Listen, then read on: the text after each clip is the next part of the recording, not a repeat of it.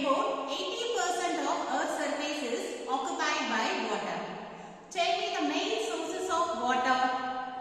Rainwater, surface water, river, lake, underground water, well, spring and sea water. From this, rainwater is the most purest form of water, but it is very difficult to collect.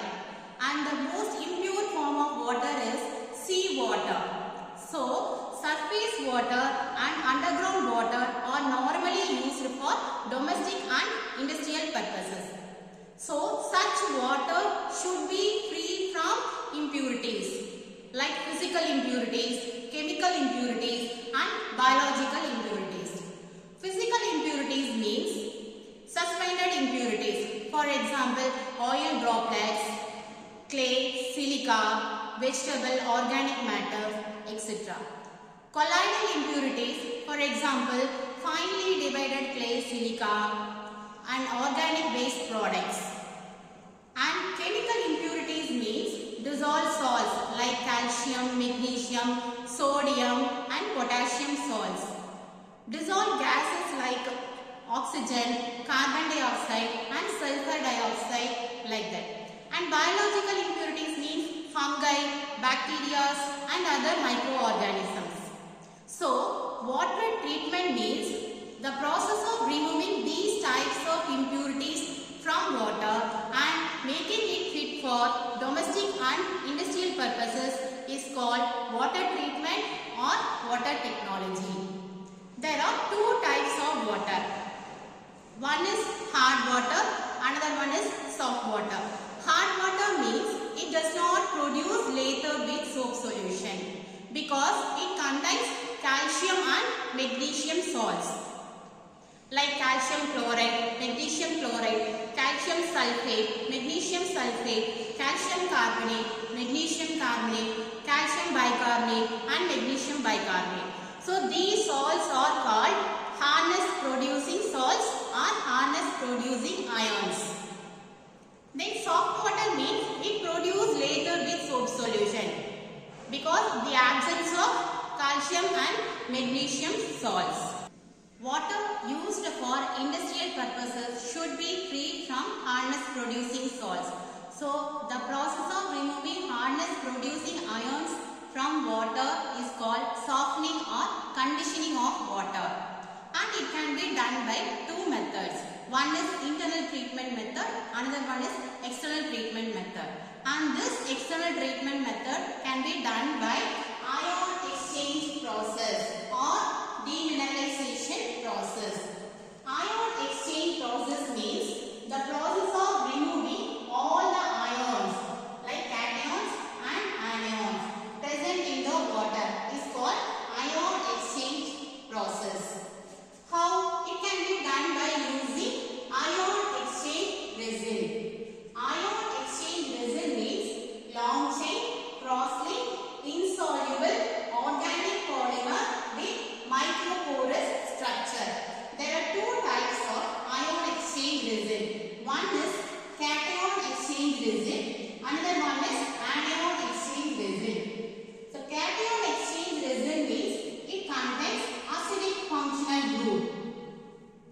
It exchanges H+ ions with other cations present in the water and it is represented as RH2. Similarly, anion exchange resin contains basic functional group. It exchanges OH- ion with other anions present in hard water and it is represented as R-OH twice. This is the diagram for ion exchange process. It contains two columns. This is called cation exchanger column and this one is called anion exchanger column. This cation exchanger contains cation exchange resin and the example for cation exchange resin is sulfonated coal, sulfonated polystyrene and it is represented as RH2. Similarly, anion exchanger contains anion exchange resin and the example for anion exchange resin is urea formaldehyde resin or quaternary ammonium salt and it is represented as R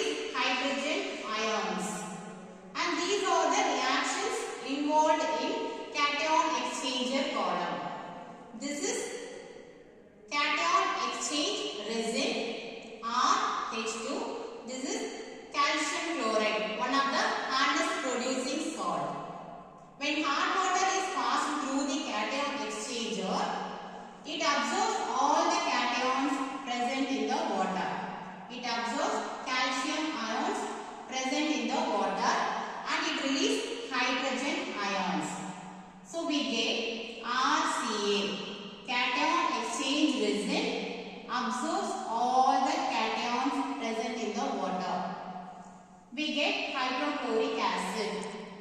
Similarly, cation exchange resin react with magnesium sulfate. It is also one of the hardest producing salt. This cation exchange resin absorbs the magnesium ions from the water and it releases hydrogen ions.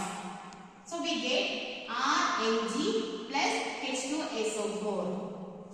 Cation exchange resin absorbs the magnesium ions and it produces sulfuric acid.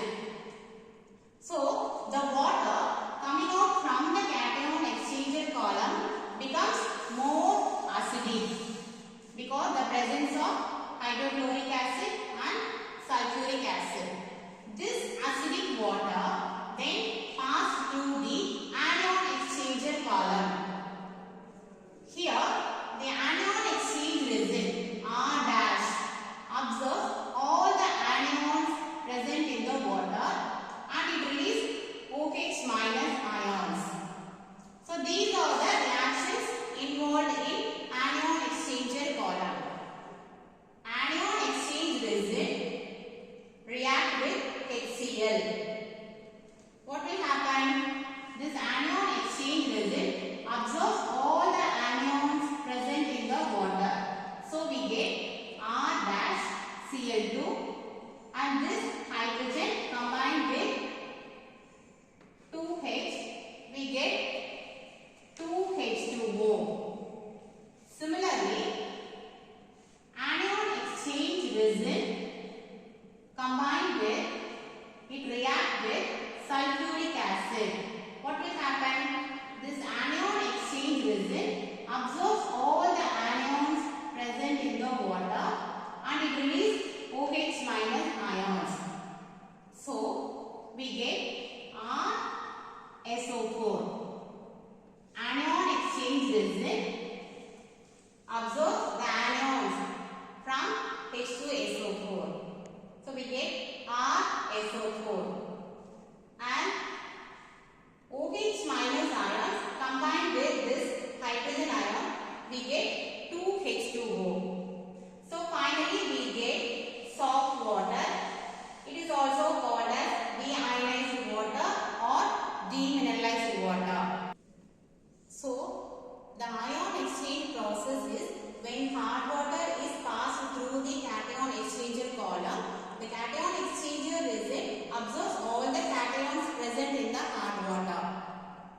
Then the cation-free water passes through the anion exchanger column. The anion exchange resin absorbs all the anions present in the hard water.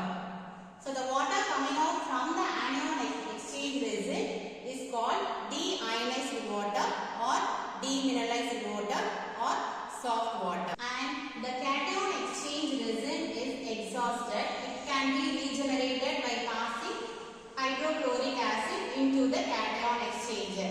So this reaction will take place in cation exchanger column. Similarly, anion exchange resin is exhausted. It can be regenerated by passing sodium hydroxide into the anion exchanger column. So this reaction will take place in anion exchanger column. Let us see about the advantages and disadvantages of this ion exchange process.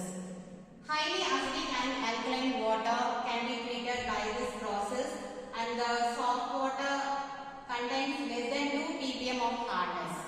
And the disadvantages of this process is turbid water cannot be treated by this method because it reduces the output.